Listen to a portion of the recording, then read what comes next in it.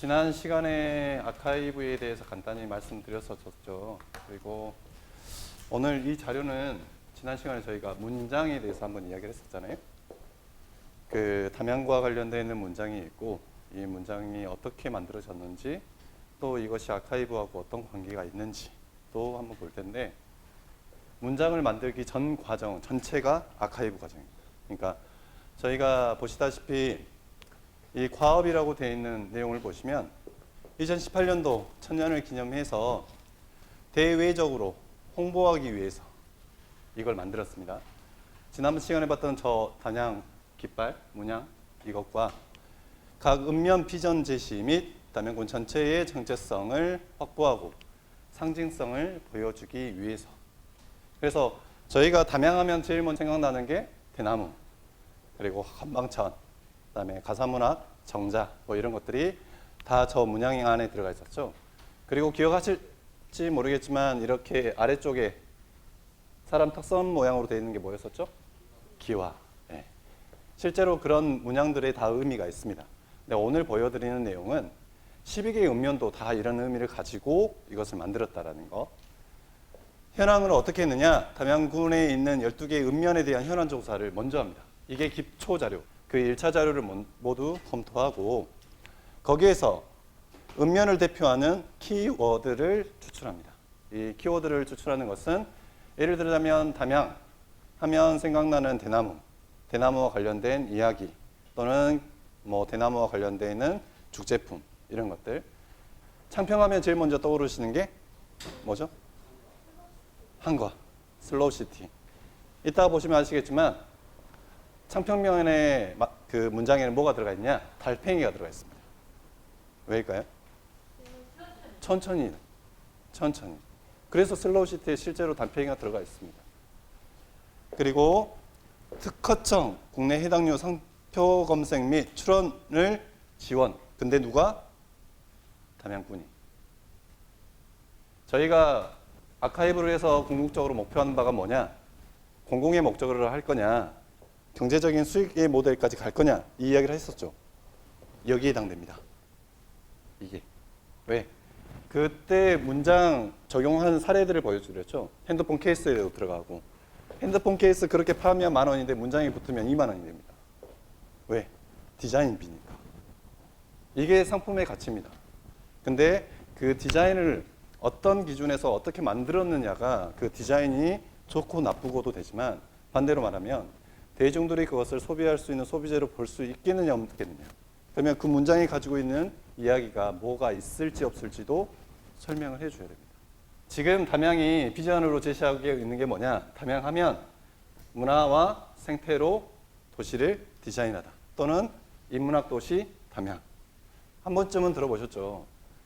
문화라는 것은 이제 오해하시는 분들이 계시는데요. 문화는 예술을 말하는 게 아닙니다. 한 사람이 또는 한 사람과 관계되는 사람들이 모여있는 이 사람들이 살아가는 모든 행동들, 생활들, 삶들이 모두 하나가 문화입니다. 그래서 여기에 들어가는 것은 예술도 들어가고 또 경제도 들어가고 산업도 들어가고 이런 인간이 하고 있는 모든 활동을 사실 문화라고 합니다. 그래서 말하는 게 담양의 문화는 뭐냐라고 했을 때 12개의 읍면이 가지고 있는 사람들이 어떤 방식으로 무엇을 먹고 사는지를 보여주는 것.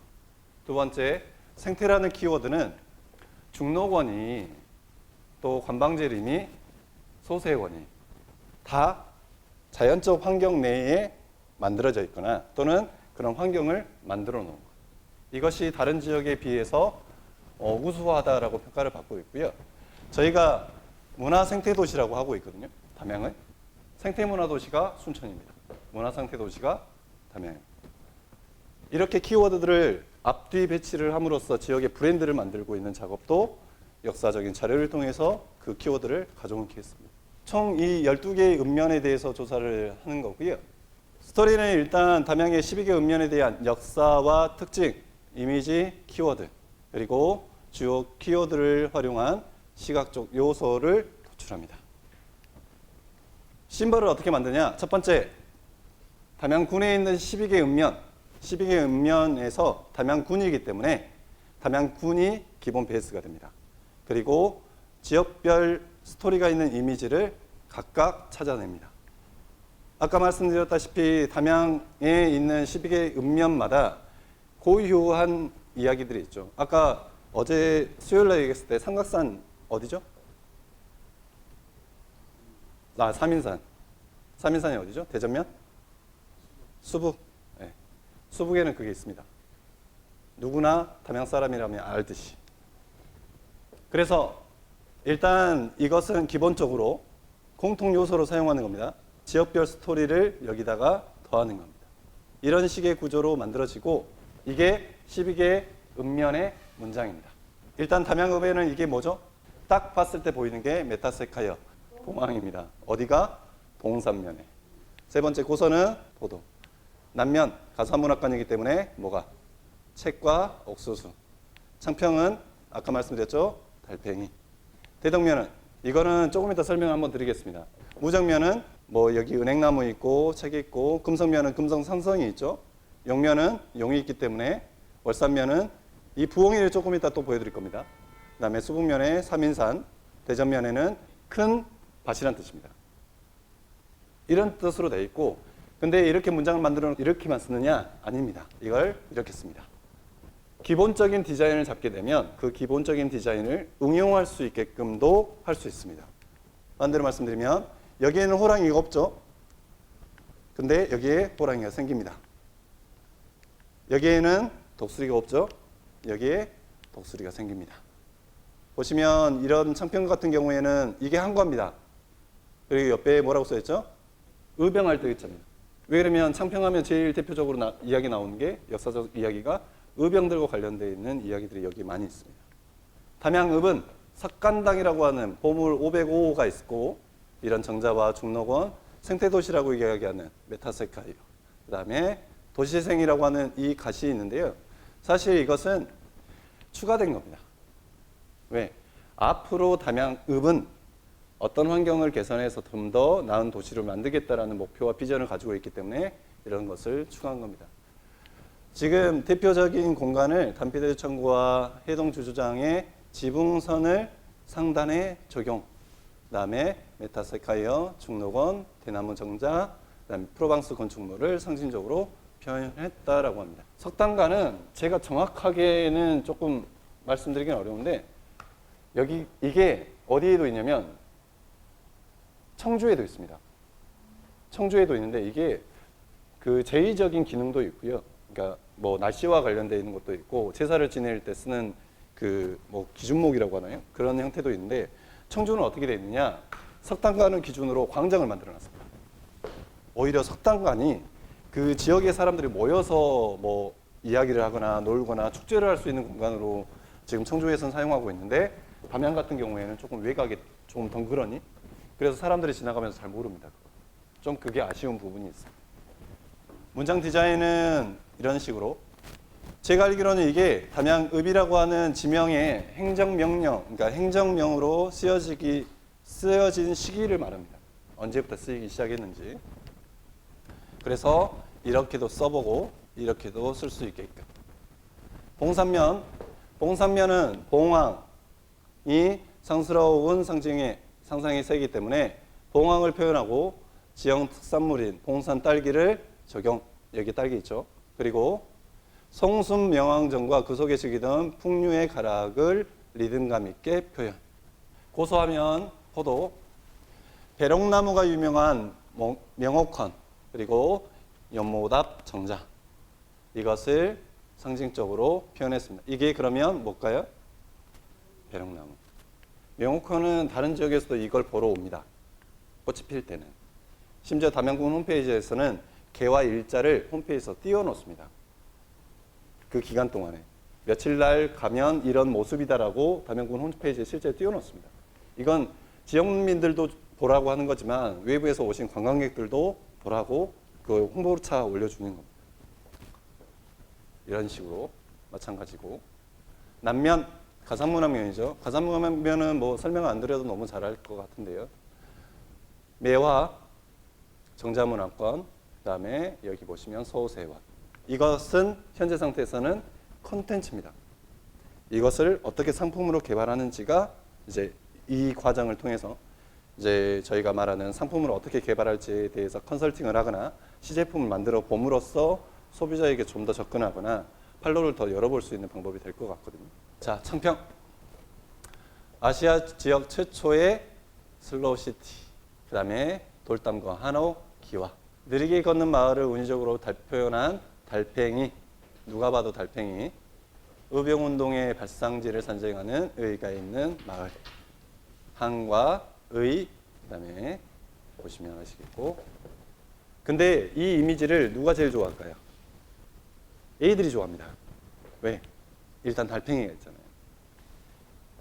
저희가 아까 12개 음면 중에 동물이 들어가는 게 세 문장이 있습니다. 어디였죠? 창평. 네, 봉황. 아, 4개군요. 봉황. 그 다음에 용. 그 다음에 무정면의 호랑이. 4개죠. A들이 제일 먼저 그거 먼저 찾습니다. 그 종이들 중에. 그러면 왜 여기에 호랑이 있는 줄 알아? 왜 여기에 왜 너희 동네가 용인 줄 알아? 이렇게 말하면 그때는 모르다가 너희 동네 이름이 용면이야.